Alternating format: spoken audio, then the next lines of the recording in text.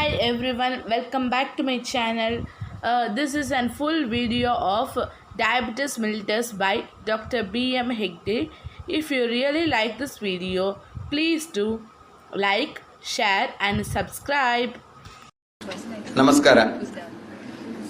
All the dignitaries on the dais, distinguished,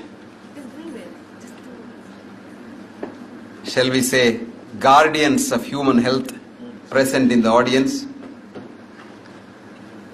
members of the press, ladies and gentlemen.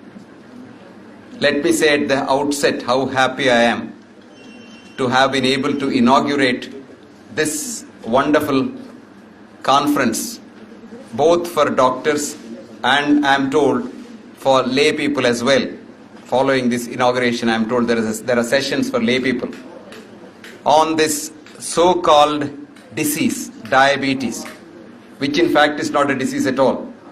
We will come to that later. But I am very happy to declare this meet duly inaugurated. At the same time, I am very happy to have had the opportunity to release the sugar knocker made from variety of herbs as prescribed in the ancient texts of Ayurveda for controlling the symptoms and the certain signs of diabetes mellitus.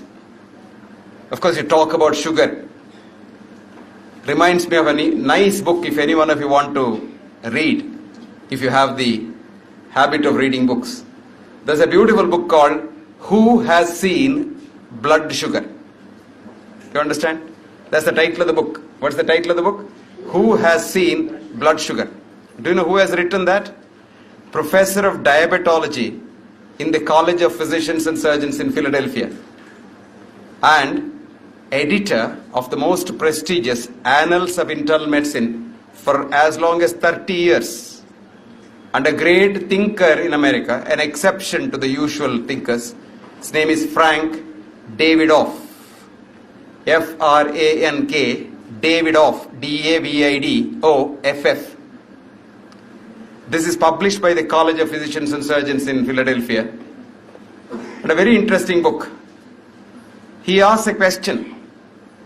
For 40 years, I have been treating diabetes patients. I am called a diabetic specialist. I have seen human beings. I have seen patients. I have seen blood. I have seen sugar separately. But I am yet to see blood sugar. But all my life, I have been struggling to keep that very interesting thing called blood sugar under control in my patients with all the effort on my part. God only knows how many of them I have sent prematurely to meet their maker. This is a very, very pertinent statement coming from a man who has had 40 years of experience of treating patients and teaching medical students as a professor in a very prestigious medical school in the United States of America. Now today, I see a lot of youngsters here. Some of them are so enthusiastic, they are so loudly speaking to themselves in the audience, etc., etc. I can see that you're all now ready. How do I now knock this blood sugar off with this sugar knocker? You would be surprised. The blood sugar part of the diabetes syndrome is probably the least important part of the diabetic syndrome. Then we teach about various endocrine glands and all kinds of biochemistry is there. This goes up, that comes down, etc., etc. We think human body is a machine, like a motor car.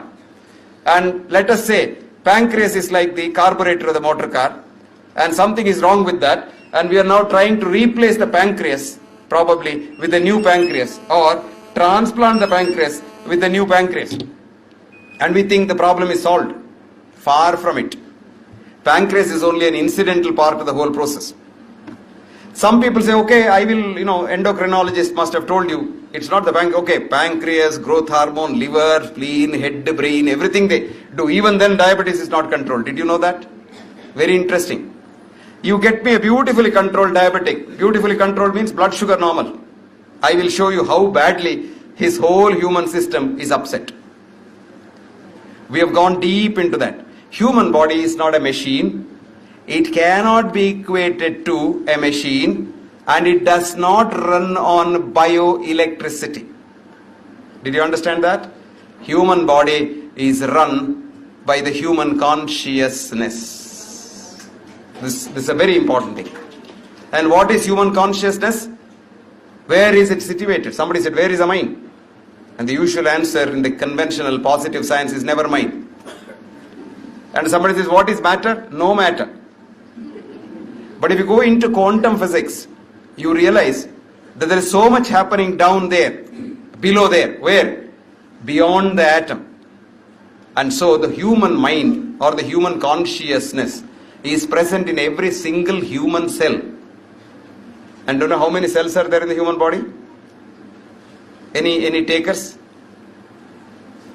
10 to the power 14 human cells. That is 100,000 billion cells are there. And millions and billions of them die every day, and they're replaced by new cells. But the man is not the same one who he was, or a woman is not the same one who she was 3 months ago. She's a new woman. Including the bone is new. Remember that? Every cell changes. But what does not change is the consciousness. And if you can appeal to the consciousness somehow or other, probably you will be able to appeal to the whole human body. That's very interesting. Now, having said that, my dear friends, let me come to this disease called diabetes. Only yesterday, because somebody asked me to write something on diabetes, because I said diabetes, is this a week or something? Because there is a week for everything. November 19th. Huh? November 19th. November 19th, yes. Because in the West, things happen only by this way. There is a Father's Day, there is a Mother's Day, there is the Uncle's Day, Wife's Day, Husband's Day, because only on that day they think of their father and mother. Whereas in India we think of them every day, so we don't have to have a special day. Anyway, now we are thinking of diabetes every day. So I thought, what shall I write? So I wrote an article called Autobiography of Diabetes. So diabetes is talking to you all. And read that, it will come in print in English, and also translated to Kannada, it will come in various journals. Now what I have said is, I am not bothering human beings. But human beings don't take their life very seriously. That's why they get into trouble. This is a very important thing. Diabetes is not a disease, but it is an abnormality of the whole human system. There is something going wrong, for which partly we are responsible, and partly probably our prarabdha is responsible. Very interesting. If you say, why does a man get a disease? Have you ever asked this question? Have you ever asked this question to yourself? If you say, how does a man get a disease? I can give you a discourse on every disease. How does a man get a heart attack? I know how does a man get a heart attack. And I think it's very simple. There is a pipe, it's like a toilet pipe which is blocked, and I replace it, I am fine. No, that's not heart attack at all. Those blocks are not very important. Except commercially they are very important, but they are not very important. But this is a very important question is, why does a man get a disease? There was a thinking physiologist in 1844. He was 42 years old and he became the professor of physiology in the Liverpool University. His name was Charles Sherrington. If any one of you have seen the physiology books, Sherrington's Law, Sherrington's Drum, Sherrington's this, Sherrington's that or that. Charles Sherrington was very young when he became the professor of physiology, but a very brilliant chap, and he was accepting his post as the professor and head of the Department of Physiology, and he gave this speech, I quote, "The positive sciences will never be able to answer the question why. They will at best answer the question how or how much. Ratio re, therefore, is not reason why. I can answer how does a muscle contract as a physiologist, but I'll never be able to say why does the muscle contract. I can tell you how does the heart contract, but I can't tell you why does the heart contract. For why, you must go to teleology, philosophy, religion, and what have you. And there is a teleologic view. I see a nice thing there written, nature protects every living being. I think this is a very, very pregnant statement. You imagine now, don't you read in the paper every day that diabetes is going to eat Indians up? Everybody will be a diabetic in the next 10 years. Haven't you seen that? Every day in the papers it comes. How true is it, do you think? Probably 2% true. 98% false. Because these are all artificial statistics engineered and produced by vested interests who want to sell their drugs. And this is done through so-called medical scientists whose research, quote unquote, is heavily funded by these drug companies. Do you want to know what the drug companies do? Not the Indian drug companies. They don't have that kind of money. The American drug companies, do you know what they want to do? They run the government of America. Do you know that? President Bush has much bigger lobby of the drug company helping him, 3 times the size of the lobby of the oil companies. Can you believe that? You know why he went to Iraq? To get oil. Okay, that's one lobby, oil lobby. But the drug lobby is 3 times more powerful. Don't believe me. I'm not. Read this book if you want. This book is called The Truth About Drug Companies. This is a fascinating book. Each one of you must read. The Truth About Drug Companies. How they deceive us, what to do about it, full stop. This is the whole title of the book. It's not written by an ordinary ass like B M Hegde. It's written by the former editor of the New England Journal of Medicine, who was the editor for 20 years. Before that, her husband was the editor for 20 years. So between the wife and the husband, they were the editors of the New England Journal of Medicine, which is supposed to be the Mecca of medicine in the United States of America, for 40 long years. Her name is Marcia, Marcia Angell, Angell. And this book is published by Random House, New York. And she has sold 1 million copies in 1 month and has become a multi-millionaire herself. She resigned the editorship of the New England Journal of Medicine because the journal owners changed the policy. Her husband had made a policy 40 years ago that anybody who receives money from the drug company shall not write an expert editorial in the New England Journal of Medicine. Now the management said 1 year ago, there is hardly anyone who has not taken money from the drug company. If you want to know how doctors are being paid by the drug companies, read this editorial in the JAMA, Looking the Gift Horse in the Mouth. JAMA is the most prestigious American journal. Looking the gift horse in the mouth. How from the 3rd year medical student till he is buried or cremated, the drug companies run doctors' lives. Anyway, if you don't believe anyone of these things, there's a very interesting book written by a doctor who resigned his job and researched to write it. It's called Overdosed America. OVERDO America. Instead of yes, it's a dollar there. Overdosed America. Do you want to know what the drugs do? The 4th important cause of death in the United States of America is ADR, adverse drug reactions. Do you know what the first cause of death? You want to know? No, you shouldn't know. Doctors' interventions. 2nd is cancer, 3rd is heart attack. Anyway, that's besides the point. Now coming back to human consciousness. Nature protects every living being. The present high-tech Western modern medicine has been in vogue for about 100 years now. Of course, it was in the various forms, it was there for 5,000 years. From 100 BC in Greece, from Hippocrates. Hippocrates got it from Charaka, 300 BC to 400 BC, because Alexander the Great's army took the books to Greece, and actually the original Hippocrates thesis is almost a verbatim translation of Charaka Samhita. But anyway, it went through Arabia, it went through Europe, and went through so many things, and then ultimately came to the so-called West now in a refined form called quote-unquote science. Now this is very interesting. Now before that, mankind has been here for 900,000 years. 9 lakhs of years. Brahma's creation of this universe. Now of course there are proof for that. How on earth did we all live and become human beings now? If you think it's, diabetes is going to eat you up in the next 10 years without doctors and medicines, you're all going to die of diabetes. For 9 lakhs of years, how did you survive without these menaces? It's because of that. Nature protects every living being. We were all very intuitive when we were born, but our intellect has completely nullified that. Your cat has a tummy ache. Which doctor does it see? Ayurvedic doctor, Unani doctor, modern doctor? No. It goes out to the garden and eats some herb. It knows. Cat knows which herb to eat. Have you seen dog eating grass? You have? Yes. When the dog has a problem, it knows which grass to eat. We also knew, but we have forgotten.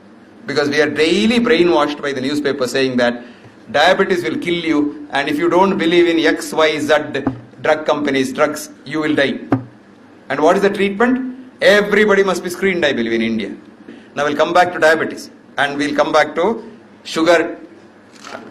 Now what happens to nature protecting living beings is, you are made by nature, and then he has put in the corrective mechanism also inside you and sent you here.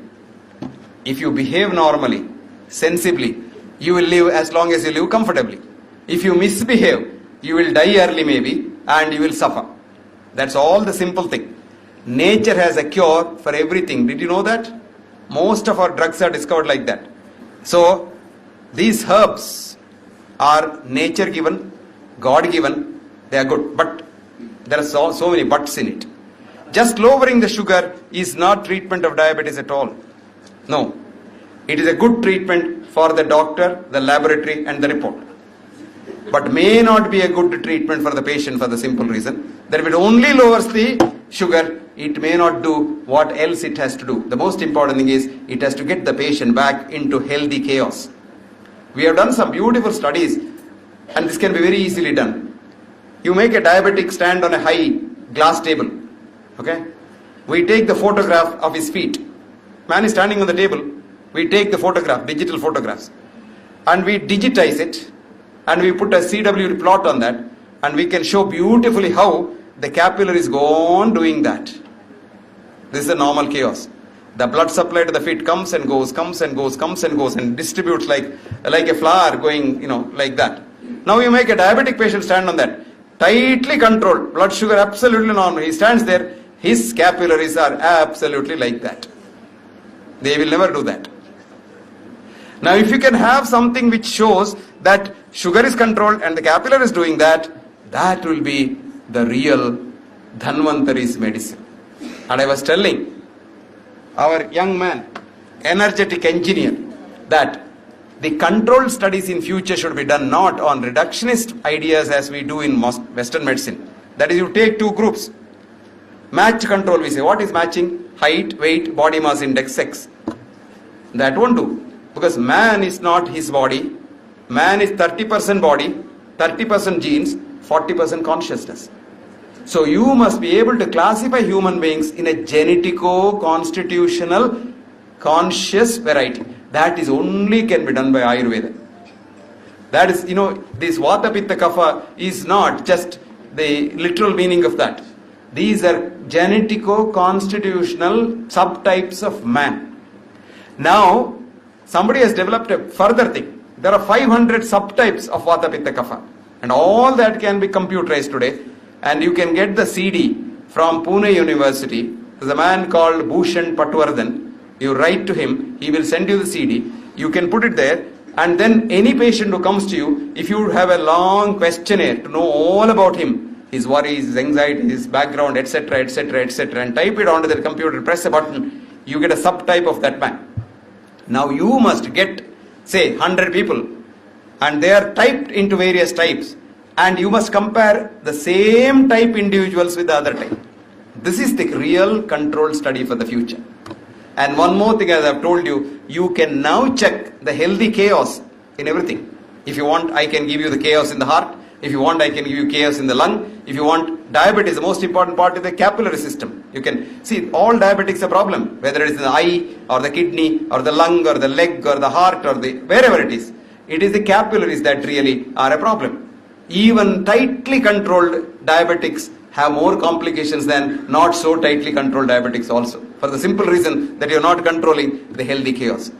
So the future studies must be based on Ayurvedic classifications and healthy chaos of individuals. It is little difficult and little more expensive than the present one. But if really the powers that we understand this and make it a mandatory thing, we can have wonderful studies emanating from India which the West will have to copy. Now the West is trying. Actually they have put up a big thing called WPH, Whole Person Healing Group. And Whole Person Healing Group has got its head office in Washington DC. And last month they had a huge conference where I had to give a keynote address on what is healthy chaos. And this was attended by such eminent people. There are about 10 Nobel laureates and all kinds of people. There are not only doctors, there are engineers like our friend Girish. There are all kinds of people, physicists, chemists, name it. They are there.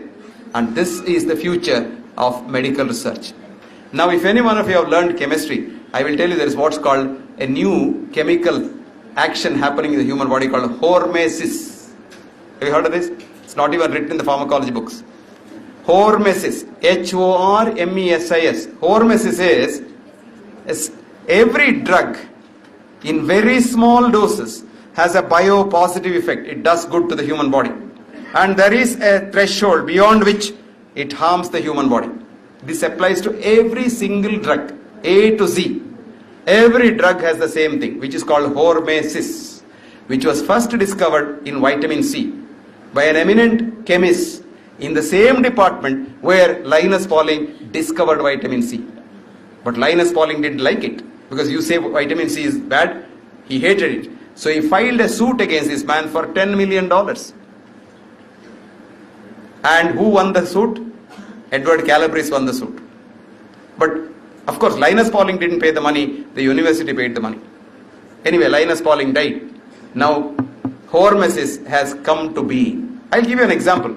If anyone of you get a heart attack and come to the hospital, do you know what we give you? Rat poison. Warfarin is rat poison. Only thing is we give a larger dose to rat and a very small dose to you, that's all. Or sometimes we get from snake poison and give you thrombolytics. Or we get from urine and give you thrombolytics. And now urine is bad, but that extract is not bad. In very small doses. Rat poison is bad for the rat and you also if you take it in larger doses, but in very small doses it may save you because it doesn't allow blood to clot inside the vessel. Now this is interesting. This is hormesis. And that happens in Ayurveda.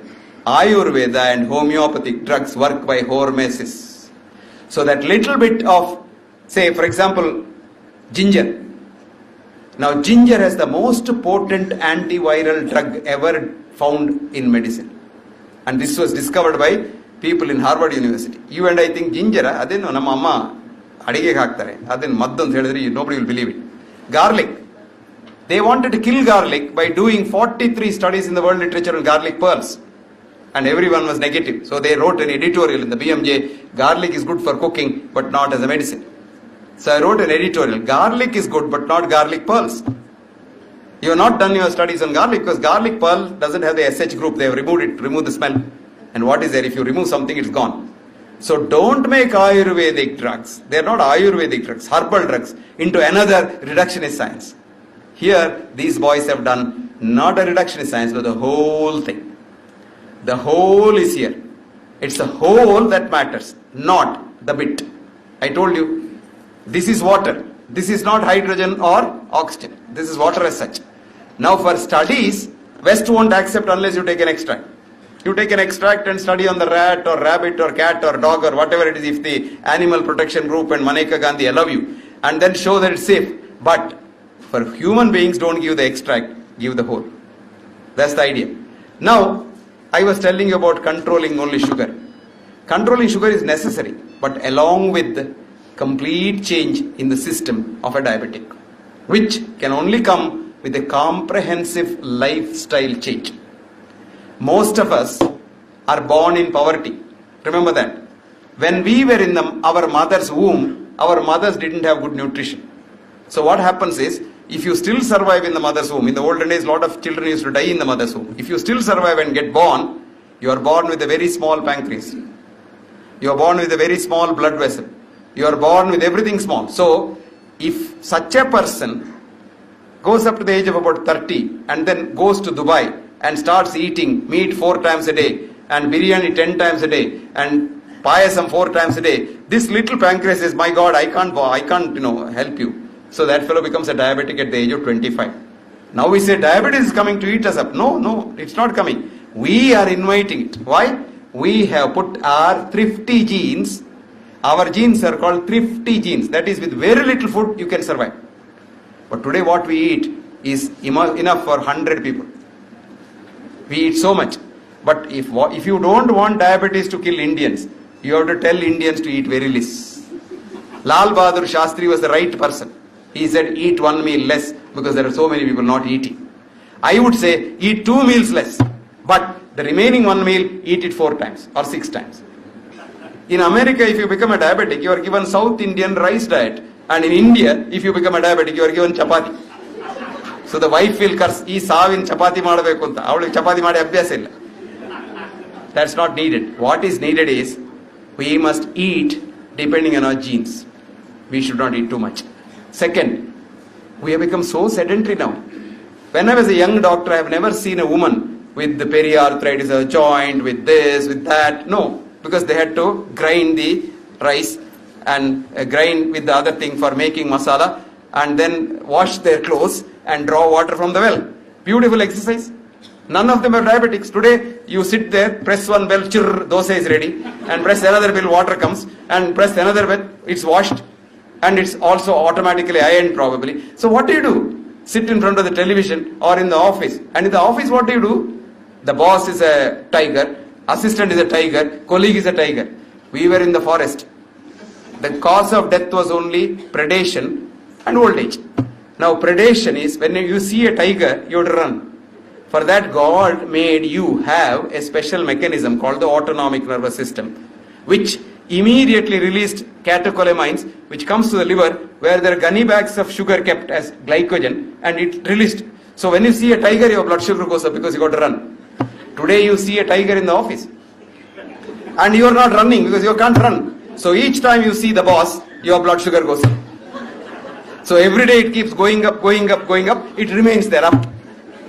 This is called psychological stress and sedentary living. That's what Ayurveda said. Taponalan. You thought doing tapas. No. Taponalan means not do nothing. And what happened? You eat so much and do nothing and blame the pancreas for diabetes. And then try to control the sugar, because sugar is a very small part of it. I told you, David wrote, I have seen diabetics, I have seen human beings, I have seen sugar, I have seen blood, but I have not seen blood sugar. You have seen human beings, you have seen oil. Have you seen cholesterol? Blood cholesterol? No. You have seen cholesterol. It's a white, tasteless, odorless substance. This cholesterol has killed so many people, because cholesterol is not a disease, but you make it a disease. A recent French study showed of old people, those with the highest cholesterol lived the longest. But every day, everybody worries, adral cholesterol unta, idral cholesterol unta, your blood pressure goes up, your blood sugar goes up, and you get a disease. So friends, we have to move in a different direction in India. We have to show the light to the West, saying that the science you are following is wrong, and the science followed in the ancient systems of Ayurveda, the holistic science of Ayurveda, is the right thing to follow. As a matter of fact, there is an awakening in the West. The British Medical Journal has asked me to write an editorial called How Might Ayurveda Help Modern Medicine? And for again, don't equate Ayurveda with herbal medicine. Ayurveda is not herbal medicine at all. Herbal medicine has come on to Ayurveda later on from Nati Vaidyam. Herbal medicines are not Ayurveda. Ayurveda is swasthasya swastha rakshitam. Preservation of health. Immune boosters. Ayurveda's biggest problem is panchakarmas. You can rejuvenate the whole thing. You preserve it, and if it by any chance goes down, you can rejuvenate it. What a fascinating thing. That is Ayurveda. Ayurveda is the greatest science known to mankind. Please preserve that. Don't get a BAMS, and then go and give penicillin injection and steroid tablets. You are killing Ayurveda. Remember that? You are killing Ayurveda. And don't you say that Ayurveda can treat cancer, AIDS, anything. Don't just boast. Don't deify yourself. That's what happened in modern medicine. We keep telling people, we'll keep you all going here forever. So people are now disappointed. What have we done? We have sent a lot of people to meet their maker in heaven. This doesn't happen. Ayurveda never boasted of those things. Ayurveda is systematic, it has limitations. Now, for example, just now as I was coming here, a colleague of mine called and said his son has fallen under the car. In his car he went and hit a truck, and his head is all broken into pieces, and he has got the brain coming out. He is unconscious. Sir, please do something. He thought I was in Mangalore to get the right people. Anyway, I have told him, don't worry, we'll do the thing. Now if you say, no, I'll do panchakarma, he'll be all right tomorrow. No. Emergency treatment requires high-tech medicine. But that's only 5 to 10%. 90% of the sick people can make do with good Ayurvedic doctors. Now, don't you dabble in things which you can't. Know your limitations. I was telling naturopathy people one day. Somebody had some pain, their own student had tummy ache. Okay? Their own, usme kya hai? Mud laga usko. Mud lagaya. This fellow had an appendicitis. It became an appendix abscess. It burst. Became peritonitis. Then he became unconscious. Then, Doctor Sahab kuch kijega. This fellow's appendix has burst. So try to find out. If there is an appendix burst, you say, I will do massaging there. I will do nice pinda taila and then massage it. What will happen? The pus will come through the mouth when he is dead. So let us know our limitations. That is why I say complementary systems of medicine. We are evolving a new system where you have training in modern medicine as the basis. You have a good grounding in Ayurveda and you have a good splitting of Unani, Siddha, homeopathy and everything, because all these are good. Now what we have to do is take the wheat from the chaff and take the best wheat and put it together and make a chapati. That should be the future of Medicare system. And this is happening now. I am very happy that it's happening in America. You will be surprised. God willing, next month I have to give a talk in Johns Hopkins Medical School, one of the most prestigious medical schools in America, as to the role of complementary systems of medicine. Now it is mandatory for an American medical student to study 6 months of alternative medicines, of which till now Ayurveda was excluded. West excluded Ayurveda. They teach homeopathy, they teach acupuncture, they teach acupressure because we ourselves don't have respect for our own Ayurveda. I tell you, the fight is very, very difficult. The fight is very difficult in India, but the fight is becoming easier in the West. They're already, the other day I was lecturing in Chopra Foundation in San Diego, where Chopra says, Sab, you must do something about it. And Chopra is making money like this. This is one small bottle, no? He has got 100 bottles like this. Most of it is fake, but lot of money, tons of money. Wo to nahi chalta hai. This kind of holism must come in, and we must have a new science of chaos for research and a new kind of controlled studies, because controlled studies today are ridiculous. Every controlled study in the long run, the good drug has killed more people than it has saved. And this is the unfortunate part, because we are having reductionist science in a holistic system. We are using linear mathematics for a non-linear system. We say heart has got this ejection fraction 35%. What is ejection fraction? Heart is not a square, it is not an oblong, it is not a circle, it doesn't contract the way you want it to contract. It's a totally different thing. What is the shore length of Ceylon? Any idea? Ceylon zigzag shore length is there. Can you measure it? Yes, you can. If you have a meter length, it may be 100 miles. If you have a foot ruler, it will be 200 miles. If you have an inch ruler, it will be 400 miles. If you have a millimeter ruler, it will be 800 miles. In short, it depends on how you measure it. But this measure, the real chaos measure, is called fractal measure. Fractals. I don't want to go into all those details. So, human body has two attractors in phase space. A static attractor called death and a chaotic attractor called health. And we are all in this chaotic attractor. And sometimes with the disease, you fall out of it. And if you fall very close to the static attractor, death, God only can pull you back. Doctors can't. But if you fall out any other place, tendency is to fall back into health. You and I can only help them fall back into the state of health. You can't save somebody from dying. Don't defy yourselves. Don't say, I will see that you don't die. Never try to live here forever, because you will never succeed. But what is important is, we must understand our limitations. And we must lose this fanaticism. Ayurveda matra irudre ee bakella alla sattogide anta hage helbedi. Ella irtade illi manushyarige help madlikke. All systems, take the good from all systems, combine them together. A lot of people write me such hate mail. They say you are spoiling our business by talking about Ayurveda, because they don't understand. I tell them, look, I am helping you so that people tomorrow don't drive doctors from the cities to the forest. Doctors went on strike in Israel last year. There are no private doctors there. Government doctors went on strike asking for higher pay. 3 months they didn't work. Nurses ran the hospitals. Then they came back. Somebody brokered peace. Now the audit shows death rate fell down precipitously during those 3 months. Henry, mind you, you all got the wrong address of real healing system. I'll give you a joke and stop it. And before I stop, let me thank Girish, this wonderful boy who has been after my blood like a leech to see that I come here. A beggar one day was very hungry. So he thought, let me go to this temple. Let me go there and beg. When puja is over, a lot of people give me money. So he went and I was lying down there. Puja over, a lot of people came out. They were eating the prasad and all. Said, Amma, nobody looked at him. They all went away. So he was very hungry again. Then he said, these people are not good. I'll go next time to the church. So Sunday he went in the church when the mass was going on and sat outside. Again the same thing happened. A lot of people came out of the mass and they walked away. Then he said, both these people are bad. So Friday he went to the mosque. He slept there. Nobody looked at him. Then he was so hungry, he was almost dying. Somehow or other he went and somewhere he was sleeping on the roadside. It so happened that was in front of a bar and a restaurant. So at night somebody staggered out to the bar. He was staggering. He said, and he put his hand in and 100 rupee note he threw it. And after some time another drunkard came out and he didn't know what he was doing. He pulled out his purse and a 500 rupees note he threw. So the beggar had 600 rupees in his hand. And he was so happy. Then he told God, oh God, all these days you gave me wrong address. Now I know where you reside. So the correct address of medicine is in your house. Thank you very much.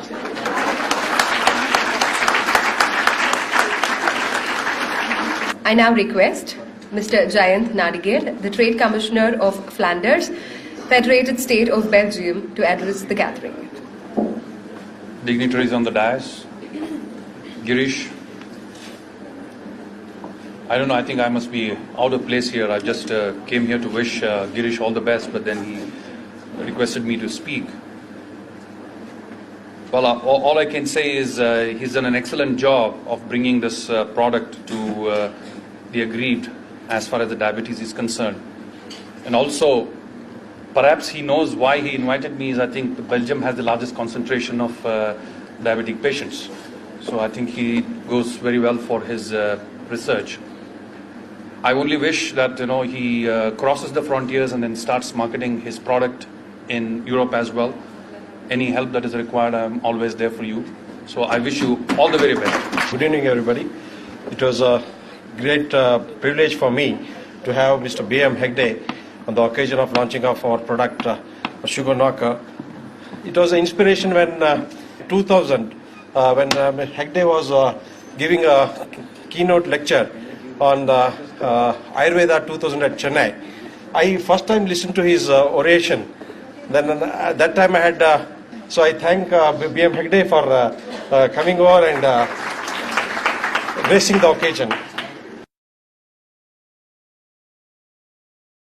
For more details, post your valuable comments in the comment box. Thanks for watching.